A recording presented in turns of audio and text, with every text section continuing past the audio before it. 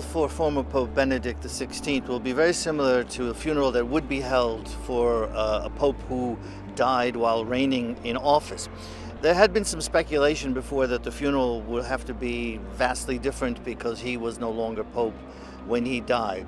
But the Vatican has decided that the funeral service will be nearly identical. The prayers will be slightly different, but for the rest of it, it'll be pretty much similar as if he had died while on the throne of St. Peter.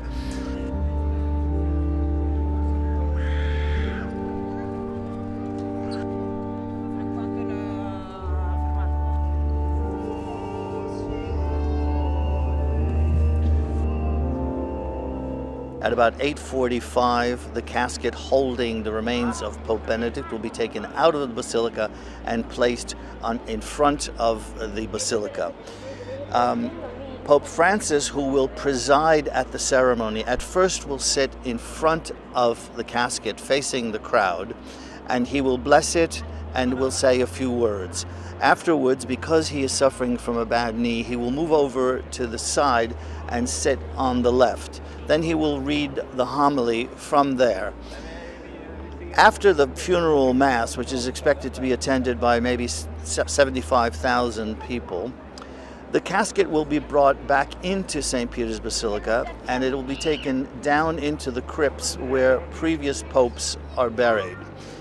That casket, which will be made of cypress wood, will then be put into another casket, which is made of zinc.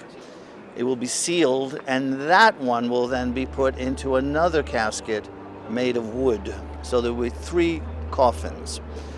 After that, the casket will be buried in the crypts below St. Peter's Basilica.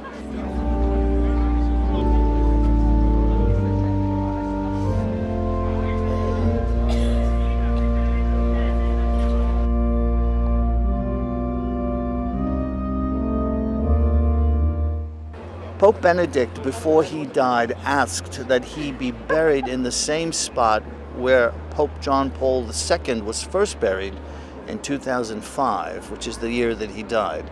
That spot is vacant now because in 2011, the body of Pope John Paul II was brought up to the main level of the Basilica, where it is now on display in a chapel to the left of the chapel that holds the Pietà.